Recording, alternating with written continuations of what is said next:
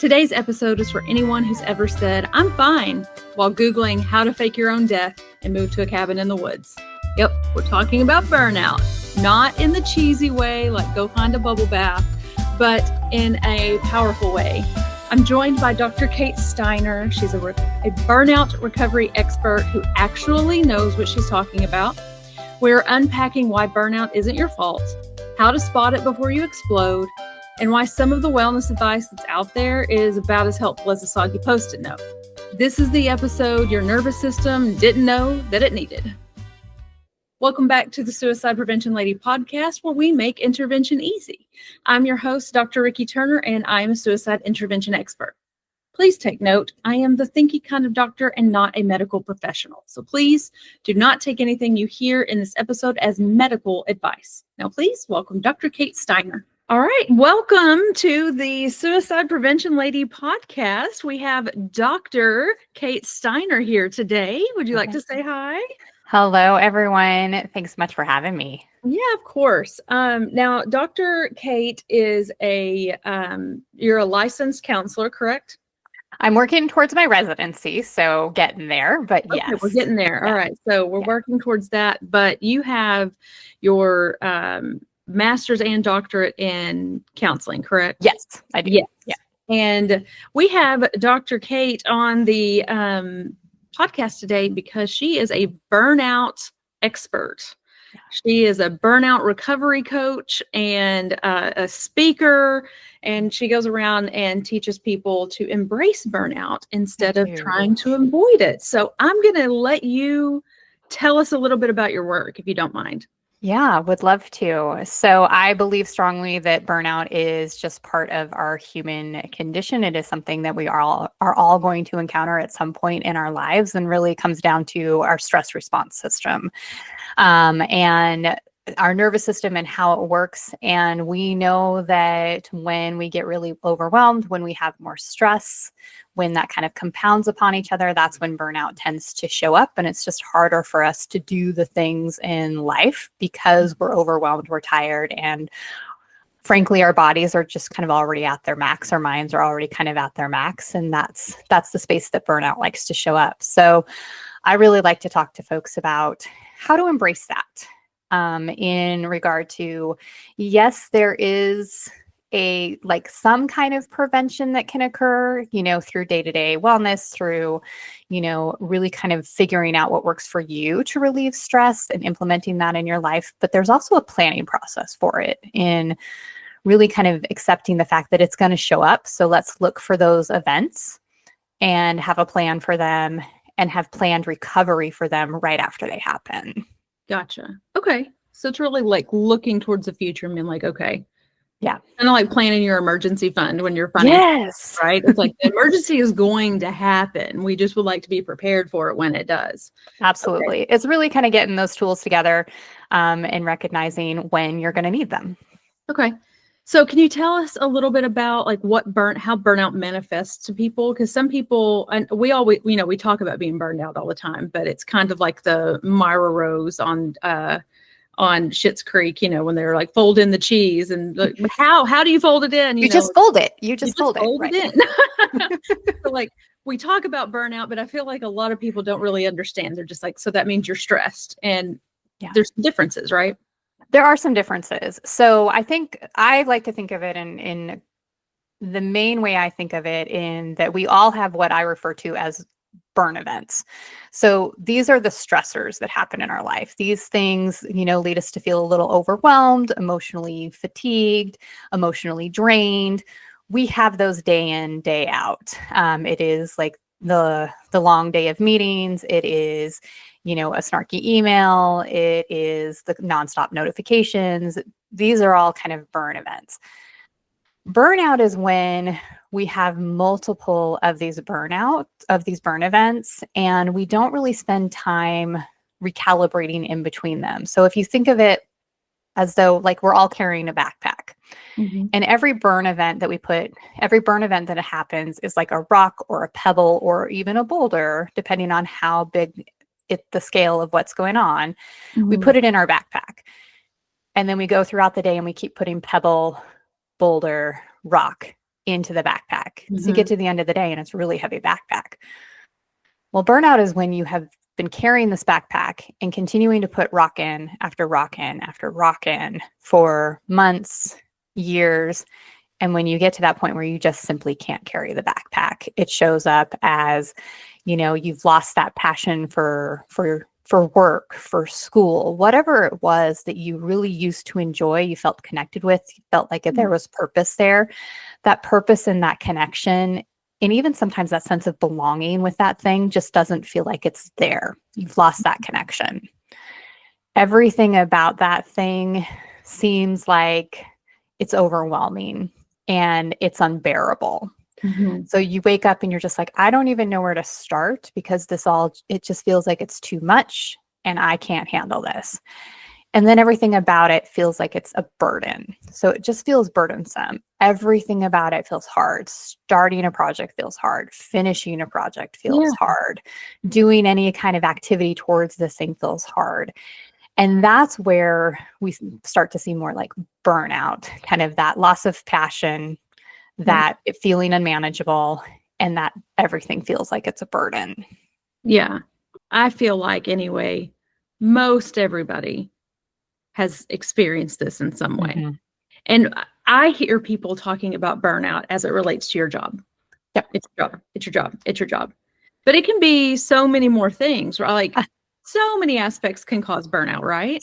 So much. Like really truly anything that you're involved in your life can be a space where you see burnout happens. It can happen in parenting. It can happen in a volunteer role that maybe you really enjoy. It can happen just kind of in just day-to-day life, hobbies. Yeah. I think we can get burned out on things even like working out. Like you've done it so many times and it just doesn't meet the need that it used to anymore. And it feels hard and it's not working quite the way it does. So those are moments to kind of assess, is this a time where I need to like do something different? Like maybe this type of workout I've been doing is no longer serving me and I need to do a different kind of workout. That Mhm. may be a solution there to find that recovery space. Mhm. Is it, if it's parenting, do I need to talk to someone about this parenting? Do I need extra support here? Mhm. Work, same kind of thing. Is this a situation I can stay in or that I can change? Or can I change my perception to it? Can I Mhm. learn a new skill and maybe that will help me succeed? Do I need to find a new job? Those are some of those assessment questions that you can start asking when it comes to burnout. And then what do I need for recovery? Mhm. What might that look like? How can I start finding some stress relief here? Yeah. Yeah. So it sounds like the stress and burnout are like sisters. Like, I think, yes. like there's a lot of overlap, but there's some differences and Yep. yeah. I like that.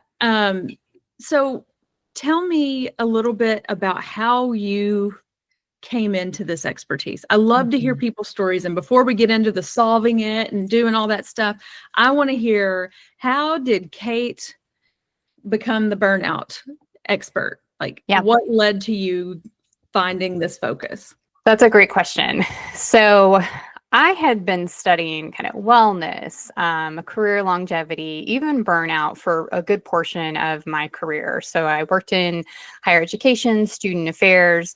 But when I was finishing up the coursework for my dissertation, for my doctorate program, I had kind of recognized that I had not only experienced burnout, and I knew that I wanted to study kind of longevity in the career field, high turnover. I worked with fraternities and sororities, and fraternity sorority advising has a very high turnover rate. Most people don't last more than like 5 years in the field total. Yeah. So I really wanted to see what that was about at the time, not recognizing like my own burnout as Uh-huh. it was kind of occurring through all of that. But I had a pretty key moment where I realized that I was just so completely overwhelmed and stressed. And I didn't call it burnout at the time. Looking back, I know that's exactly what it was. It Yeah. was probably 2 to 3 years of rocks being built up in my backpack.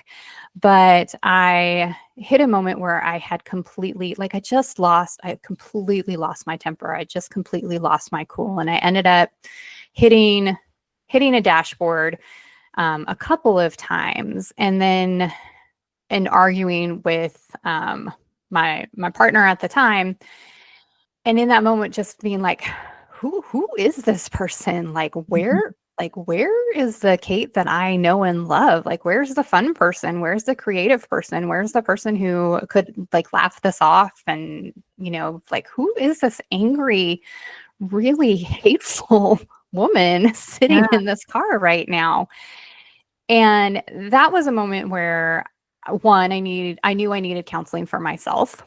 And so I, the next day booked a counseling appointment and started doing some of that work to really like stop the stress cycle for myself, figure out what I needed for recovery. One of it was ending that relationship, but also figuring out some other things of what I needed from like day to day as far as movement, whether it be reflection, those kinds of things, so that I could feel a little more on, so I didn't feel so off kilter. It also led to some assessment in knowing that it was time to leave the job that I had been in for 8 years. There wasn't going to really be any upward trajectory that I could imagine at that campus. So started doing like the work to switch campuses, switch to a new job, those kinds of things, but really knew that I wanted to take a look back and be like, okay, I know what I did. What are other people doing? And is it something similar? Is there a key to this? Is there a formula to this of some kind? And what I found was that the formula was self-reflection and figure out what you need in the formula. That's karmic. Right? So that's what I teach now, is just kind of that piece of like, yes, there are things that you need to observe about yourself to know what you need to recognize when burn events and burnout is happening. There is preparation. So there are things that you need to do on a day-to-day basis just to support yourself in just staying kind of even keeled. One of those things is assessing and recognizing burn events before they happen, after they happen. And then there's the recovery phase, which is figuring out what does your body need to get out of, fight, flight, freeze, or fawn, and back into rest and digest.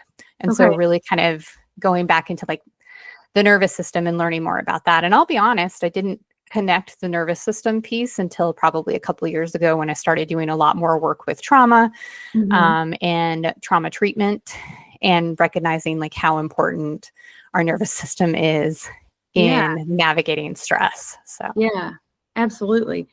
Okay, so I know it's at this point in the conversation, there are going to be listeners who are like, this is great information, Rikki. What does it have to do with suicide? Okay, so let's navigate a little bit there. I am going to act like a complete novice here and just completely, I have no idea what the connection is, just so we can start from a good baseline. Yeah. So what happens to the body, to the mind, to the person, whatever, if we experience these burn events, we do nothing about it, we've got all the boulders and the pebbles and everything in our backpack from could be months, could be years, whatever, and we're not addressing unloading that backpack. What are the consequences of? Yeah. So the consequences, if we continue if we never unload the backpack, one, think of how heavy that would feel, right? Yeah. And so think of how heavy that would feel emotionally. Think of how heavy that would feel physically. And so you start to see people who experience things like chronic pain, can have issues in terms of like their immune system and those kinds of things. We know that chronic stress causes physical diseases. We know that chronic stress causes emotional, mental health concerns. And so if you continue to just ignore it and push through as you're continuing to load the backpack, we're going to see things like, depression come out. We're going to see things like high anxiety start to come out. And it can become harder and harder to manage the stress when you're starting to get to a place where you're feeling like true and utter despair. When you start to get to that space where it feels so overwhelming that you just stay in bed because that feels like the easiest thing to do. And so that's the space where we start to, I think, have more concern Right. about people. Yeah. And you bring up a really good point that I don't think the general public really understands. And that is, we have this myth, I guess, in society, or just widely held belief that's not exactly true, that depression is a mind problem. And people don't recognize it's also a biological problem. It's also a trauma problem. It's also, like there's so many things that can weave this tapestry, and you end up in this place where you're like, you talked about chronic pain. Like somebody could maybe not be clinically depressed necessarily, but they sure are in a lot of pain every day. And that wears you down and gets tough. You start to have those thoughts of, maybe it would just be better if I wasn't here anymore. I'm not able to do all these things with everybody else. And so, I'm always a burden on them or whatever, the thought process that people can spiral into. So when we're looking at burnout, let's start with ourselves first. Okay. So we're looking out for what are the signs that we should be reflecting internally to be like, okay, I probably need to get some rocks out of that backpack. Yeah. So I think one, it shows up a little bit different for everyone, but there are some commonalities to how it shows up for folks. So you want to think about shifts in your emotions and shifts in like your physical well-being and kind of paying attention to that. So tune into kind of like the mind and the body and the heart, and start to notice whether things just feel off sometimes. Are you starting to experience additional sadness, crying and not really sure why? Or you cry at something really small that you're like, why did that set me off? It's probably because you have a bunch of rocks in your backpack and you're not crying about, that one small thing that just happened. You're crying about all the rocks that you're carrying around in your backpack. Yeah. And so recognizing some of those shifts and changes, kind of think about, okay, how do I feel physically when I feel good? How do I feel emotionally when I feel good? How do I feel in my mind, when I feel good? And how do I feel when I don't feel so good? So you can even think about those times of like, oh, when I feel like I have a cold coming on, what are the things that I start to notice in my body? Start to get a scratchy throat. I start to get kind of cranky. Like I start to get a real short temper with people. Well, that happens for me when I start to feel burnout too. And I start to feel more tired, more fatigued, like it feels like it just can't quite get enough sleep in the day. And so really doing some self-assessment of like, what are some of those things? And start by asking yourself, how do I know when I'm getting physically sick? And then think about how that might also be true for when you're feeling a little more emotionally fatigued and overwhelmed. Okay. I love that analogy because people are so easy to recognize when they're getting sick or when other people are getting sick or whatever. Like we're really in tune with physical ailments. Yeah. But you hardly ever hear people apply that to your mental well-being as well. And like for me, like you said that and I was like, oh, and I immediately I feel it and I'm like, where's the zinc? Yes. I need a glass of juice right now. Like it's immediate. It's I do not want to feel this way. I'm going to go get these things that will either help me not feel that way or will keep the duration shorter so that I can get over it faster. Yeah. But when you say to do that with your mental well-being, it's like, is it that important? And it's, I don't really want to put in the time with that, but it's so powerful because we're the only ones that can recognize it, we know ourselves the best. So why do we do that? And I'm guilty. I am preaching to myself right now. Audience, that is me talking to me. Because I can get so irritable and so cranky and things like that. But to sit down and do the work when people are saying you need to do the work or I did the work, this is what they're talking about. They thought through the things that they were going through. They found the triggers. They healed the trauma.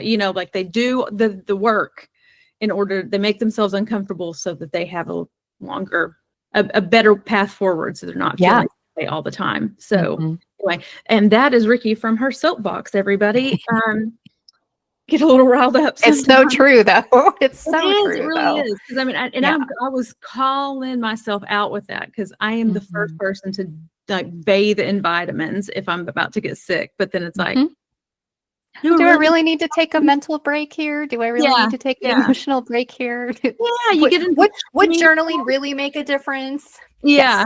Yes, friends, it would. Yes, it would. Will that 5-minute meditation really help? Yes. In fact, yes, it will. Yeah.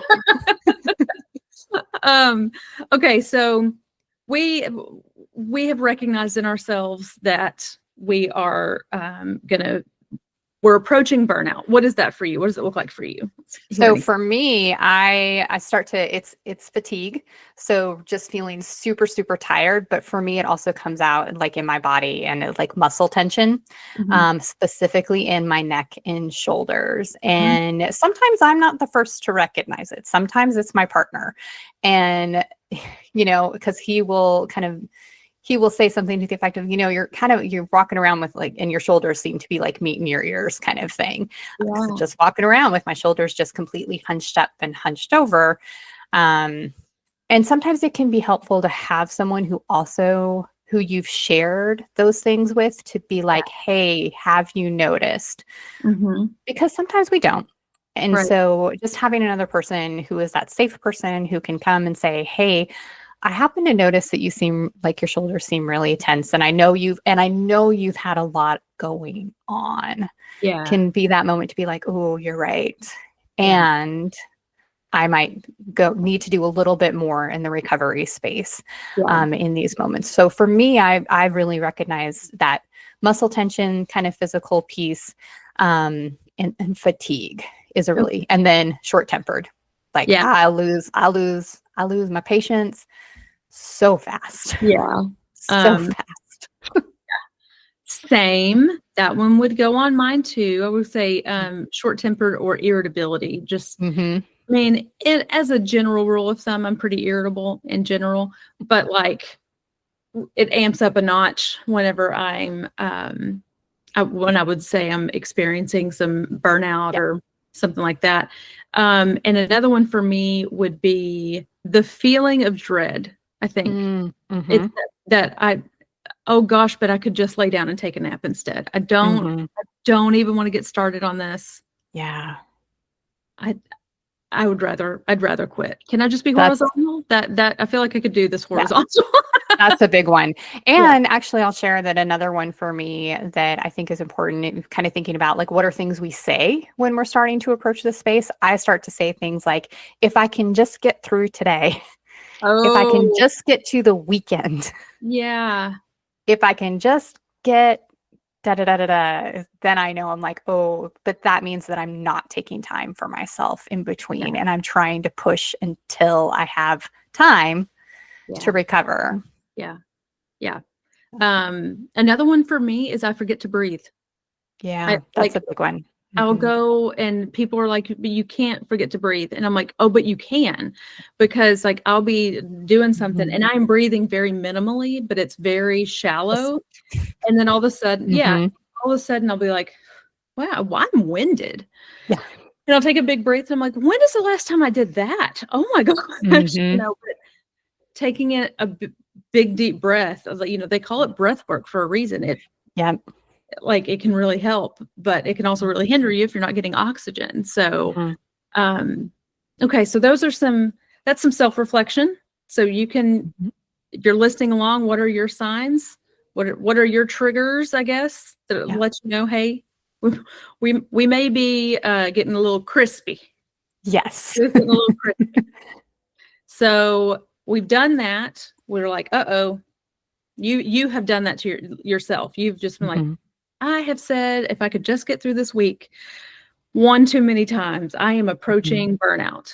Now, what's your next step once you've recognized it? Yeah. So my next step generally is to go to something really quick. And so that for me is what I consider to be like micro steps or those kinds of things. So I will do, there are a couple of things that I tend to do in those moments, and they're all fairly like quick actions. I will do some kind of breath work. Usually box breathing is the one I go to. So 4 counts in, hold for 4, 4 counts out, hold for 4. I'll do a cycle of box breathing, and I'll have a dance party. Those are kind of like my first 2 like go-to things. They're both physical in nature. One helps me kind of calm the nervous system. The other one just helps me get it like moving, and just kind of moving things out. And it's fun. Like the dance party is the fun piece. And then I start to think about, okay, so I need to clearly spend a little more time getting these rocks out of my backpack. Let's look at the calendar. Let's put some time on the calendar for myself, when some like a longer period of time where I can just kind of do some resting and recovering. I'll be honest, for me, it looks a lot like, not a lot like, it is often just time relaxing in front of the TV, watching a couple of Hallmark movies. Yeah. And I will take what I call a Hallmark day. It's not the whole day. I'm doing other stuff during the day, but the Hallmark Channel is just kind of on all day. And then for a couple of those hours, I just kind of sit and tune into that and let my body just, rest and recover. And that's a big thing. So it's kind of recognizing a couple of things for yourself. What is something small that you can do that either brings you comfort or helps you feel calm and relaxed? And then what's maybe a bigger thing that you might need for rest? For me, it is really kind of just slowing down and doing very little. I have friends who need something really active. So doing a long day of like workout, or going on a hike, or doing something to that effect, that's what's best for them for recovery. Connecting in nature is a pretty important piece, I think, for me too. So and I think can be important for others. So sometimes it's truly just stepping outside and just like turning my face up to the sky, taking a couple of deep breaths, and knowing and reminding myself that everything's going to be okay. Yeah. I give myself, so I knew we were kindred spirits. Like, some people you meet and you click with, and then other people you meet and you're like, I'm so glad I met them and I don't have to meet them again. We are of the same mind, I swear. So that's my list is literally box breathing. Like I'll like sit and do intentional, and I like the box breathing as well, where because it gives me something to focus on. Otherwise my mind will spiral. I need to have the patterned breathing, because it helps me stay in the ritual. So the box breathing for sure. And dance party. Those are my 2 go-tos. And it is, I have the most unhinged dance mood playlist on Spotify. Like if people were on it, like you have to be in a very special group to be able to hear what's on that. Right. So I'm like, it's all over the map, and it is not meant for church. Same. Mine is the same. Yep. People ask for it. They're like, can I, like, you talk about your energy burst playlist. Will you share that with me? I was like, I will. Yeah. But you have to understand. You have to sign an NDA first. That it is eclectic. Yeah. Yeah. And there's cursing. Yes. There's some, for sure. Yeah. But having a dance party, and here's another thing that really works too. There are some times where the dance party itself, like maybe I'm too angry to do the dance party at first. Like I can't just make that switch. If I'm really irritable, I can't just switch to ready to dance. But I can angrily shake my body. That I can do. And there's a physical release. If you just, shake it out. I just shake my whole everything. But you just shake it out, and I love the angry wiggle. It literally, it's like it gets some of that energy off of your body or something, and it releases something. It truly does. I don't know what the physical part of it is, but if you need something, try that one first, and then once you feel silly enough after just violently shaking your body for a little bit, then you can probably dance. Yeah. And the other thing too is like I can feel if I'm overwhelmed, and I'm going to use work right now as an example. But if I get overwhelmed at work, there's too many things going on, or I've got too many meetings and I can't get the projects done, or like everything is in the important and urgent box. And so which one do you pick? I will feel so guilty for doing literally anything else. And the best thing I can do in those moments is go for a 10-minute walk. Mm-hmm. Outside, touch a tree, touch grass, let the sun Yeah. hit my face, and just move my body. Just take a 10-minute break. Because if I come back after that 10-minute break, the work is so much easier to do. But I will feel Every guilty time. and not get up out of my chair because I'm like, but I need to be in the chair and I need to be working and I need to just be able to push through. And I'll spend an hour trying to motivate myself to continue pushing when I could have just taken the 10-minute walk and gotten 50 minutes of reinvigorated work. It's baffling to me that I continue to fight this battle, but literally fought it earlier today. So Yeah. And I think that that's one that I hear really a lot from a lot of people, that piece of like, well, I haven't earned the break yet. Yeah. Okay, cool. Yeah. But your body's telling you need it. So that's the different piece. But I struggle with that as well. And kind of like, no, but I should be in my chair. This is what I'm supposed to be doing kind of thing. And knowing that if I were to take the 2 minutes, the 5 minutes, the 10 minutes and do the walk, the breathing, the shaking, the dance party, whatever it is, I'm going to come back and be way more productive and engaged in what I was working on than I was before. And I will actually save time because I'm not taking that time to try and amp myself into doing something that I'm just not feeling yet. Yeah. Yeah. Agreed. And so now we're going to switch into what I like to really focus on with mental health is it's wonderful to recognize it in yourself. It is wonderful to recognize all of those things. It is wonderful to be able to reach out for help. All of those things are great. And I am not knocking that at all. Yeah. I just happen to believe that we were meant to help each other. And that piece is what's really missing in the mental health space is not just we can self-help seeking behavior all we want, but if you just fell down the stairs and broke your leg, you're going to need help getting to the hospital. You can't walk there. Somebody's going to have to help you get there, right? Yeah. And so I look at it like that. If somebody gets diagnosed with cancer, what's the first thing we do? What do you need? How can I help you? We do all that. But somebody says, I have depression. It's like, ooh, let me know how that goes. Actually, don't talk about it because it makes me uncomfortable. It's kind of a shunning thing. But we can recognize it in other people a lot of times faster than they can recognize it in themselves. And I'm talking to you, spouses, partners. I'm talking to you, professors. I'm talking to you, the supervisors. We see your best friends, whatever. You see this going on. What can you do to kind of pick up some of those rocks out of their backpack for them? Does that make sense? Do you have any? That makes complete sense. Advice on this? Yeah. So I think there are a couple of things that we can do to support others. One, we can if we see something, if we see a rock that we can help remove, making the effort to remove it.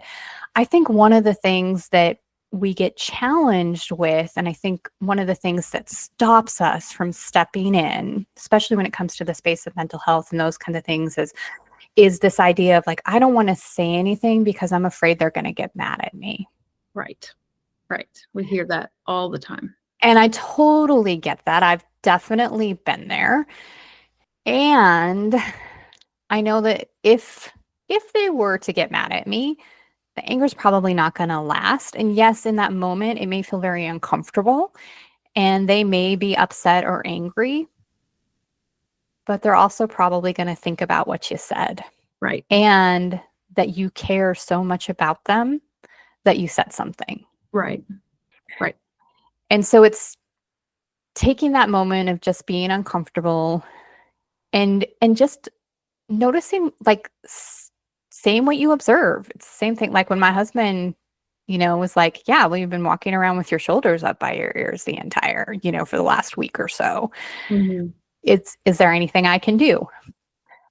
Because I'm kind of cranky and irritable, I generally don't take the first time he reaches out and Right. says, "Can I help you?" very nicely. I'm You're kind of right. snarky about it. Uh-huh.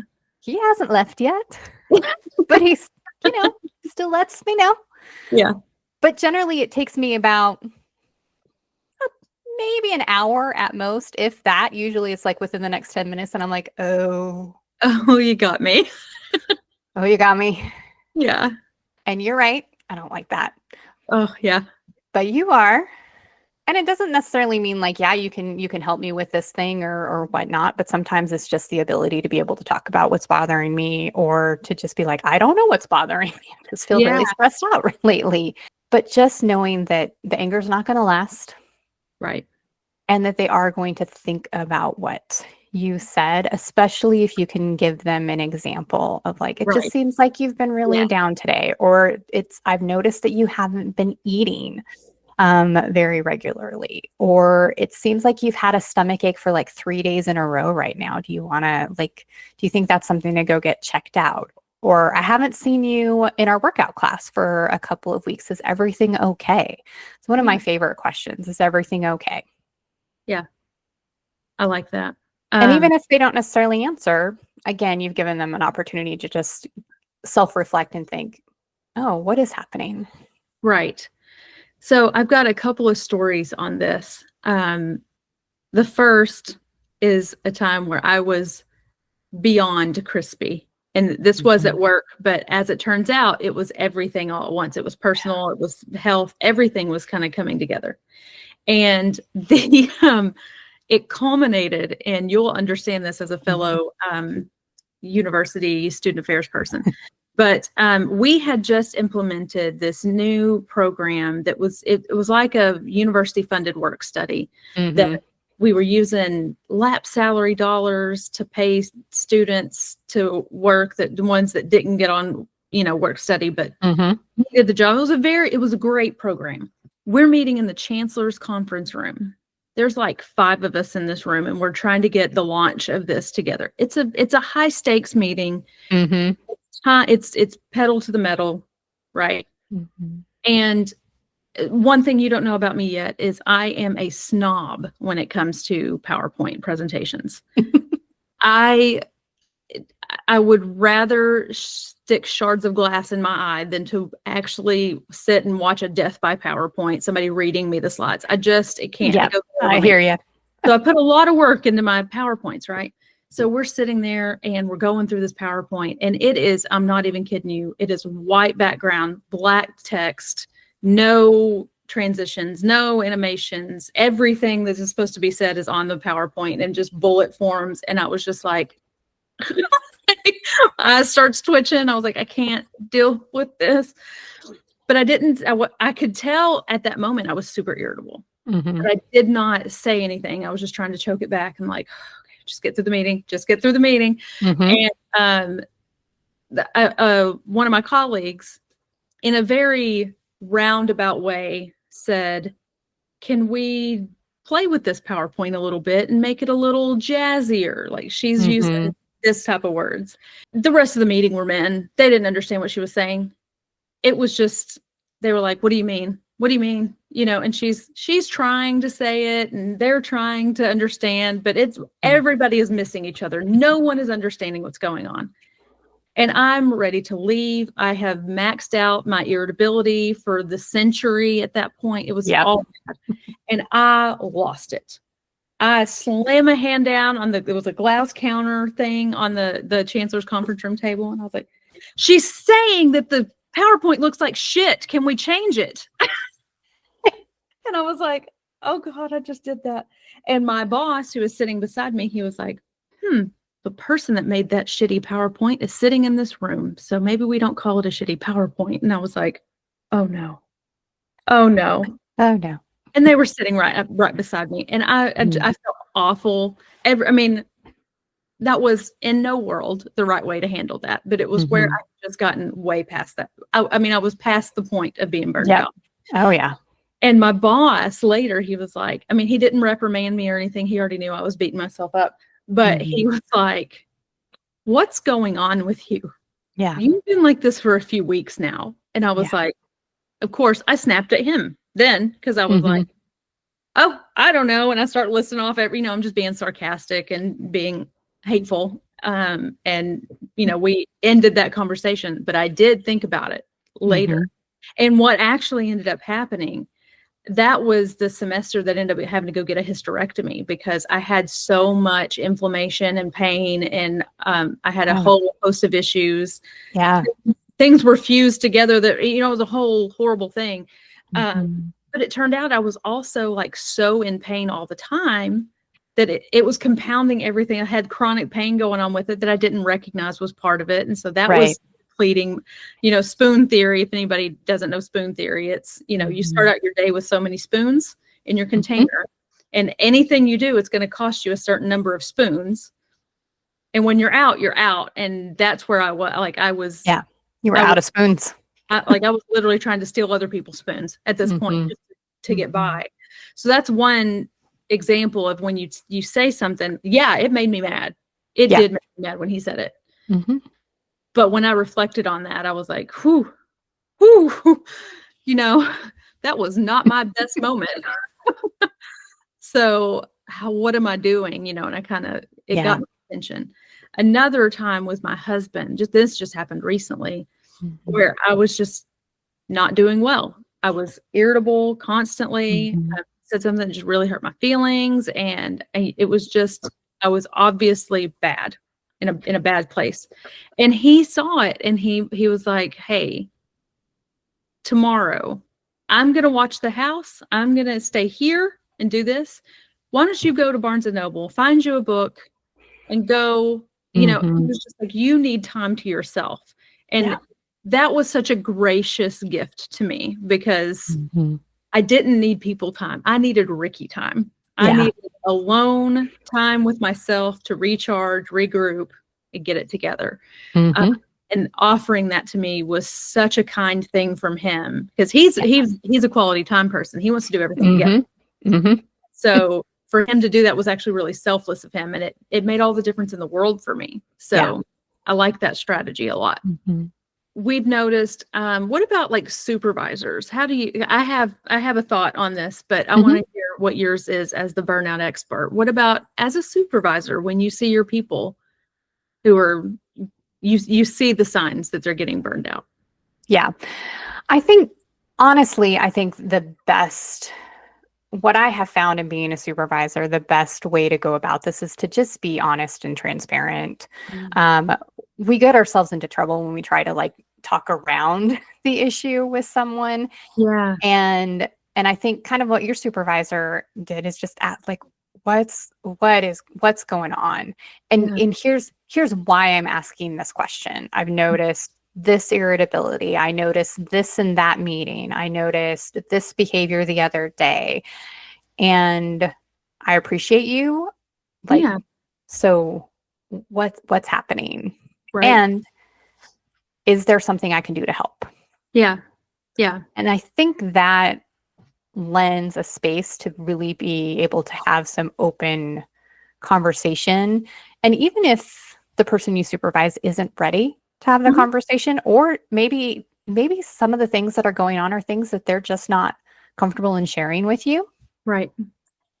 Again, that's that moment of reflection, and it still lets them know that you're someone that they can at least come and talk to about the things that they can share, like maybe what's happening in the workspace or something, or even just a simple, yes, work is overwhelming, but I'm also navigating some personal issues, or I'm navigating some health issues. Yeah. And those kinds of things. So I think that space of just being open, honest, transparent. Don't try to dance your way around the conversation. Right. Yeah. Give some concrete examples and ask what's going on. Yeah. I agree. Big fan of open, honest, transparent leadership in general, not just in this, just in general. Just be transparent and open with people, so that they have that camaraderie with you, and they have that trust that they can let you know if it comes to that. Something that's really important for me is being the example. Lead by example. if you think that it is important to take a quick mental health walk every hour, 2 hours, whatever, then you should do that as well. If you see that your person is like, if you tell people we want work-life balance here, everybody practice your self-care, that's wonderful. But then when you see them not doing it, hey, Kate, That sends a different message. Yep. It's been almost a year and you have not taken a vacation. Did you know that? Is that intentional? Are you saving up for something fun? What's going on, Or, hey, it doesn't seem like you've moved since the last time I was in here. Have you gotten up to stretch? Have you eaten today? Do you need a bathroom break? Like, can I watch your phone while you go do, something where you're putting your money where your mouth is.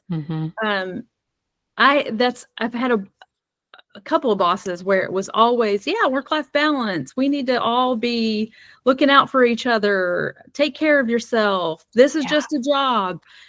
Why aren't you answering your phone at 7 a.m.? Why aren't you answering your emails at 7 p.m.? Hey, I had one boss literally called people 8 o'clockers or 5 o'clockers. That was how he referred to people who came to work on time and left on time. Yeah. They were the 5 o'clockers. Oh, gosh. And it was like, okay, so that's what they're being paid for. So make sure that we stay late enough that you see us. What is going on? And I mean, I fell for it hook, line, and sinker. I was in it, but I don't think supervisors realize the culture that they can create just by having those little things, because, it's one thing to say that's what you want. It's a whole other thing to act in that way. Yep. Yeah. Completely agree. All right. So what have we missed? We've talked about recognizing the signs in yourself and others. We've talked about ways we can help ourselves. What have we missed in the equation of addressing burnout? I think the big thing that a lot of people kind of get wrapped up into, and they're like, okay, well, I'm in burnout, and so I need to focus on recovery. And then they may get to a space where they feel more recovered. Maybe they're able to make some changes in their life where things don't feel quite as stressful. And then because we're humans, and this is what we do as humans, we're like, oh, I did this new thing and I feel really good. And then we start to slide back into old habits. Because that's where we're comfortable. That's where like the neural pathways have been built, and it just feels easy, even though we know that road doesn't go to like the most pleasant place. Yeah. And so I think something that's really important to keep in mind is find a couple of strategies that you can do every day that's going to help you take the rocks out of your backpack. Okay. It might be breath work. It might be working out. It might be specific nutrition. It could simply be getting enough water in throughout the day. It could be a focus on your sleep. Don't try to do all the things. Right. But try to have like one or two things that you consistently do every day. Mine is honestly how I brush my teeth. Okay. I am very mindful when I brush my teeth. I focus on, instead of trying to start brushing my teeth and run around and do other things in those 2 minutes and just like spitting on whatever shirt I'm wearing, I stay in the bathroom and I kind of, I might look at myself in the mirror. I have a Post-it note on the mirror that has some of my daily affirmations. And then I really think about, how does this feel? What am I smelling? What does the toothpaste smell like? What does it taste like? And then I really kind of think about, am I hitting each one, like each quadrant of my mouth? Am I focused in doing a good job brushing my teeth? But it's a very mindful moment for me. And it's a habit that I already do daily. Yeah. Yeah. I love that. That's perfect. I once tried to implement a squat routine based on when I brushed my teeth. I was like, I'm just going to do some squats while I brush my teeth.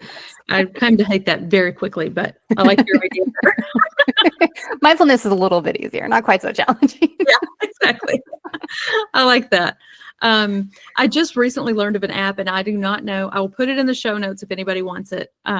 I'll have to find it, but it's literally an app where you're not allowed, it won't allow you onto any social media accounts unless you show your hand touching grass in the app. Oh, And then if you touch grass, then it'll unlock your, it'll unlock everything. I love that. That sounds even better than I put up time limits for myself. So I already have my phone set up to have like time limits on things like that. So I'm not spending, a huge amount of time engaged on my phone. I also heard Mel Robbins was actually talking about this. Turning your phone to grayscale yeah. makes it boring. Yeah. And so you're not as interested in like looking at your phone, like period, for other than what you need it for, to like a tool to actually like get things done. So yeah. And let's clarify that for a second too, because I know some people are like, it really brings me joy to play on my phone and scroll social media. Maybe don't let that be your thing. I'm not saying don't ever get on social media or don't ever get on your phone. That would be extremely hypocritical of me.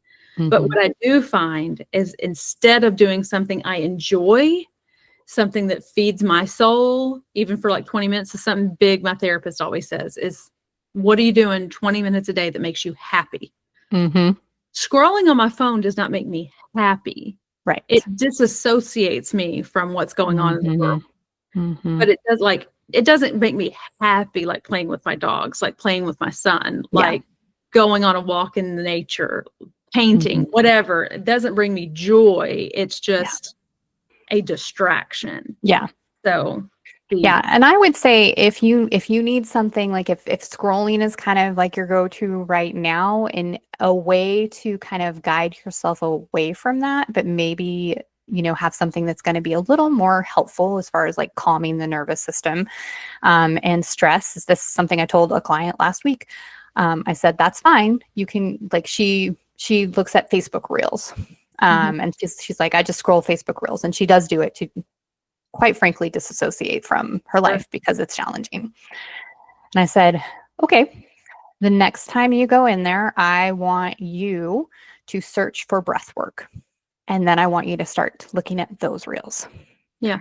And so very different. I'll see what that experience is like in a week or so when I meet with her again. Yeah. But I think that that's a small way to kind of guide yourself out of that. Yeah. Instead of just trying to be like, I will never look at my phone again. Okay. Well, yeah, you will. That's hard.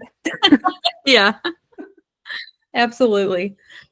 Okay. So you speak, you coach, you do all kinds of cool things that people can work with you with.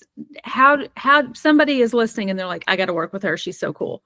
How do they find you? Yeah. So an easy way to get connected and to kind of have some guidance on some of the things we talked about is buy my book, which is Feeling Crispy, A Guide to Burnout Recovery. And that is available on Amazon. It's available through Amazon Unlimited. So if you have a Kindle and you have an unlimited plan, you can pull that up. And then drkatesteiner.com is the easiest way to get in touch with me for speaking engagements, for coaching. And I have a lot of free resources available on the website. I do have a YouTube channel, and I do weekly pocket coaching and weekly recovery moments. So if you're finding yourself at a space where you're like, I'm not even sure what to do with this recovery, I have 5-minute guided reflections that can help you with that. Love it. I love that. Yeah, that's the reason I don't think I've ever really took up journaling and done it in a good way. It's because I need a prompt. I can't just be like, start writing about my day. It immediately puts me back in like 11-year-old Rikki trying to keep like a riveting journal so that my grandkids. Your diary. Yeah, exactly. That's what it feels like. And I'm like, I don't want to do that. But if I have a prompt, that will totally like write. Yeah. So, okay, that's amazing. And I will put all of that in the show notes as well. So it'll be easy to find.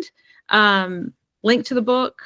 I'm reviewing for myself, if you can't tell. Link to the book, link to your website. What did I miss? Those are the two things? I think those are the two things. I can send you the link to the YouTube channel too, although it is on my website. So okay, perfect. Perfect. I love it. All right. Well, thank you so very much for agreeing to be on the podcast and talking about this. Is there any parting thoughts you want to leave with our guests? We have a pretty healthy mix of people who come to this for a comfort. Just, they're struggling with their own mental health. And so this is more of a comfort for them. And then others who are like, I want to help the people in my life, but I don't really know how. So we got kind of a mixed bag audience. Yeah. So I think the last piece that I will, share with folks is start small.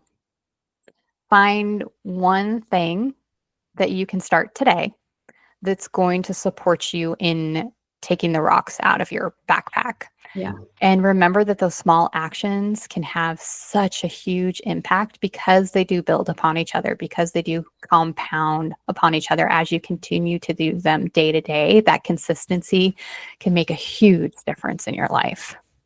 Yeah, I agree. It's progress, not perfection. Don't worry. Absolutely. It's no. Fine. Just do something today. Just do something today. It's all right. And try it again tomorrow. Yep. I love it. All right. Well, thank you so very much. I really appreciate you being here. Thank you for having me. After hearing what Dr. Steiner had to share, you may have started to think of somebody who has been running on fumes. So I'd like to invite you to text them and say, hey, I just listened to this Burnout episode and thought of you, not because you're failing, but because you deserve better than barely surviving, or something similar to that. Invite them to take a break with you, even if it's just 5 minutes to breathe. Really helps to be seen, especially those that overachieve and are constantly on their A game. It's super helpful. If this episode hit home to you, do me a favor. Leave a review, subscribe, and share it with somebody who's giving 110% with a battery that's only 6% charged. That's how we grow the community of helpers who know that rest is not weakness and burnout isn't a badge of honor. Ever wonder what it's like to look totally put together on the outside but be crumbling on the inside? Or maybe you're already intimately familiar with that feeling. In next week's episode, I talk with Jen Butler, a comedian, author, and chronic suicide ideation survivor, about what it means to be highly sensitive in a world that doesn't always make space for big feelings. We dived into the story of trauma, suicidal thoughts, and the slow, hard, beautiful work of recovery. Buckle up. This one's got some depth. So can't wait to see you next week, where we continue to learn how to intervene with ease.